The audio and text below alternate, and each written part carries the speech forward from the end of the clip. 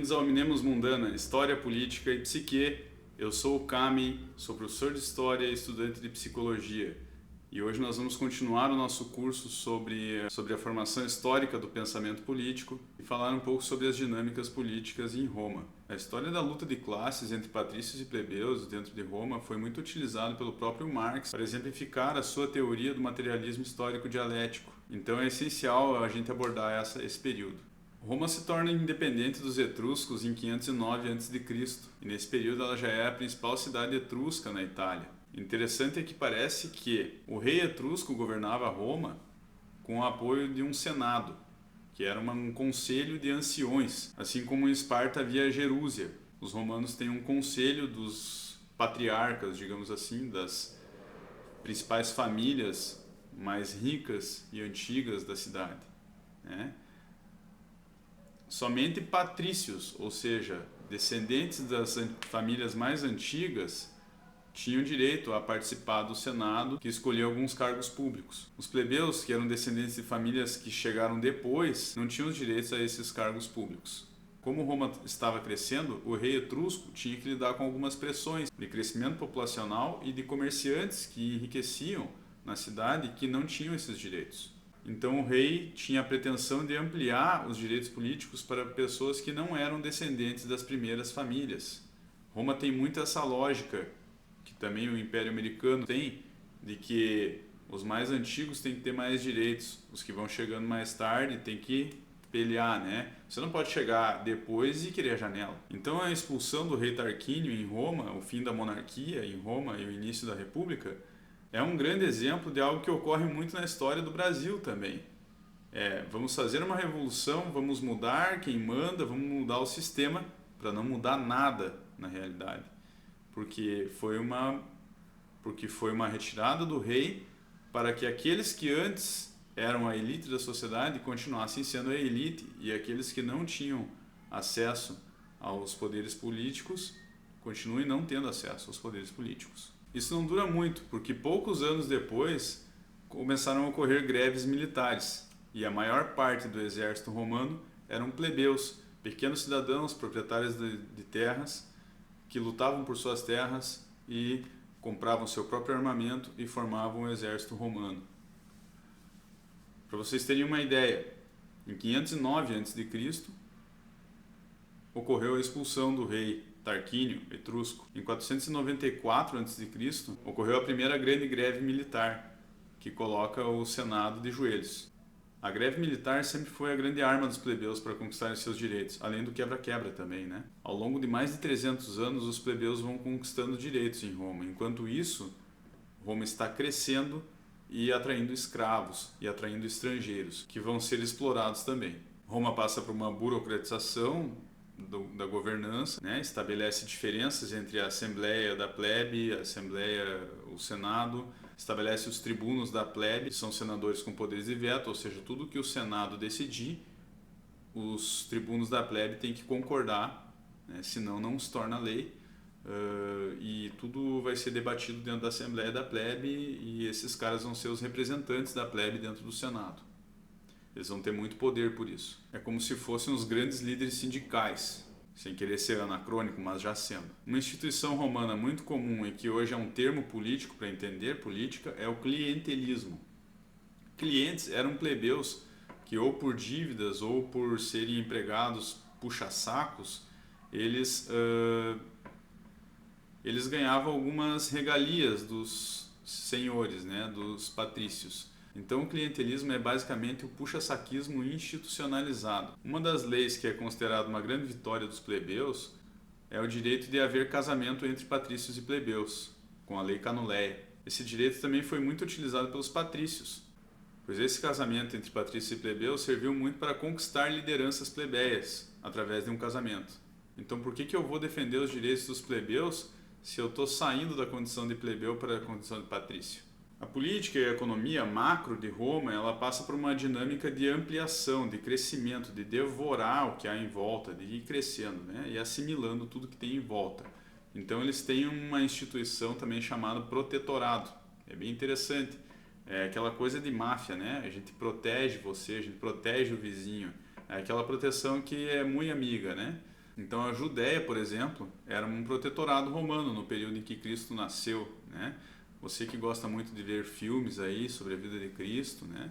Você que assiste The Chosen, né? Você vê lá que tem o rei Herodes, tem o Sinédrio, tem as lideranças políticas da Judéia e tem os soldados romanos circulando e cobrando impostos ali. O protetorado era isso.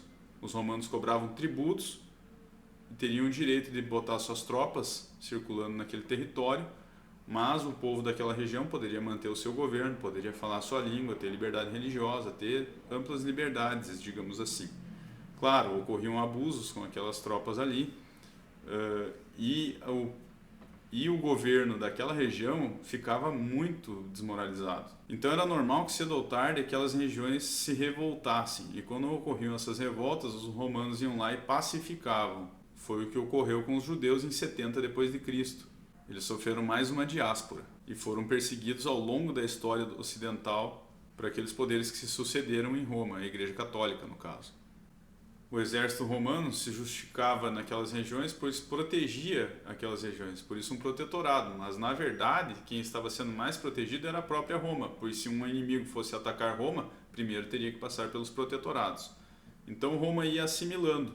Aos poucos, esse protetorado passava ao território romano, pacificamente ou não. Então novos povos foram sempre entrando, estrangeiros, né, ou escravizados, foram sempre entrando no território romano, e esses passavam a ser os marginalizados, os explorados.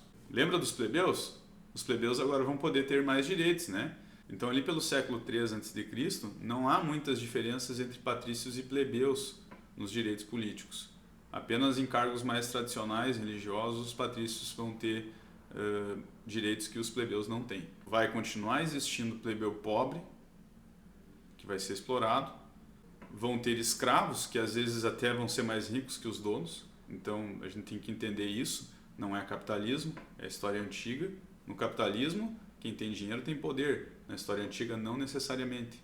É outra dinâmica social. E os estrangeiros que vão estar também lá sendo explorados, com a esperança de um dia ter direitos sociais. Para a economia de Roma funcionar, era necessário que sempre houvessem guerras de ampliação do território e a chegada de mais escravos. Começou a ocorrer um fenômeno parecido com o que ocorre no século XX com a mecanização do campo. Pensem no escravo como uma máquina.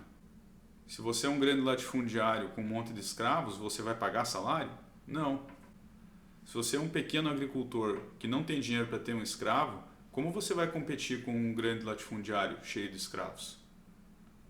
O pequeno agricultor ele vai ter que ir para a guerra, lidar com essa competição com um grande, ou ele vai ser escravizado por dívida, até um período da história romana pode acontecer isso, ou ele vai vender suas terras e vai ir para a cidade para ser um trabalhador de manufatura ou um desempregado.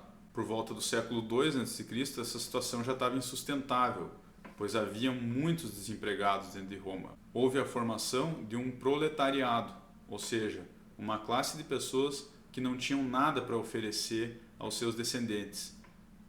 Tinham apenas a sua prole, não tinham propriedade. Então eles mal tinham direitos de cidadania. E também não podiam ser militares porque eles não tinham como comprar armas e não tinham terras para defender as suas próprias terras.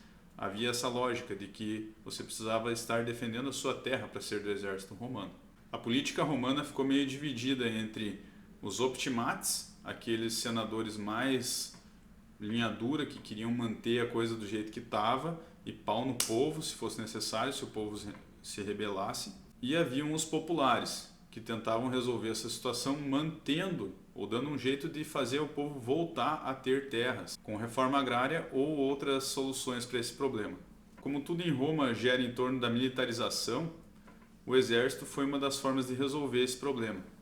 Algumas reformas militares foram promovidas, principalmente por um cara chamado Mário. O Mário era um cônsul popular. Ele reformou o exército no seguinte sentido: seria possível um general, um senador romano, financiar armamentos de vários soldados que depois pagariam esses armamentos com as conquistas militares, ou através do seu soldo, do seu salário.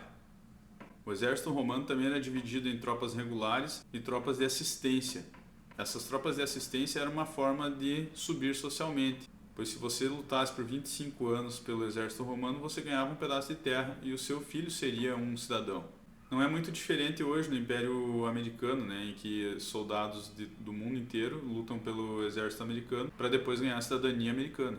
As reformas de Mário pretendiam resolver esse problema do desemprego dentro das cidades, que poderiam causar revoltas, né? Muita gente sem fazer nada e sem ter direito a comida vão se revoltar, e aí isso é um grande problema de segurança pública também. As grandes cidades romanas estavam caóticas. Só que essa reforma foi um tiro no pé, porque o principal adversário de Mário, o Sila, ele utiliza dessa reforma para fazer exércitos particulares que vão instalar ditaduras em Roma. Eles vão lá, fecham o Senado, né, e governam Roma. Então, a partir daí, Roma vai ficar caótica, com vários senadores tendo exércitos particulares que são mais fiéis a eles do que ao Senado, do que o Estado romano. O proletário que lutasse nesses exércitos, ele poderia receber pedaços de terra, ele poderia ter bonificações, então ele ia ser muito fiel ao senador que lhe deu as armas e o emprego militar. A organização pública também, a segurança pública, digamos assim, de Roma, também era toda ela promovida por milícias, isso historicamente, desde sempre. Então teve um período de guerras civis, sucessão de ditaduras, né, os triunviratos, e aí um cara muito popular como Júlio César, que tinha propostas de reforma agrária, ou seja, era um desses senadores populares, inclusive herdeiro do capital político de Mário. O Júlio César, quando iria se tornar um ditador vitalício, foi esfaqueado, toda aquela história que muita gente já deve conhecer. E aí o Otávio, herdeiro do seu capital político, vence mais um período de triunviratos, vence mais uma guerra civil, um segundo triunvirato, e inicia o período do Império, em que os senadores escolhem o imperador, só que o imperador controla completamente o Senado. O vídeo está ficando um pouco longo, então acho que eu vou parar por hoje, até porque eu não tenho mais tempo para gravar, e vou fazer uma segunda parte desse vídeo falando sobre o período imperial de Roma e como que isso foi descambando para o feudalismo. Obrigado por assistir o vídeo até aqui. Se você gostou, clica no curtir lá, ativa o sininho, se inscreve e continua acompanhando o meu trabalho, que eu prometo que vou melhorando, vou tentando trazer coisas novas. E se você tiver alguma curiosidade, tiver a fim de propor algum assunto, também fica à vontade, comenta ali e você já vai estar dando uma grande força aí. Muito obrigado e valeu!